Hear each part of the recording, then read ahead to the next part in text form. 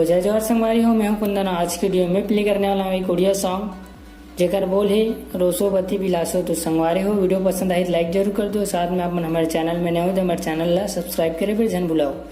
तो संगवारी हो, वीडियो स्टार्ट करते हैं।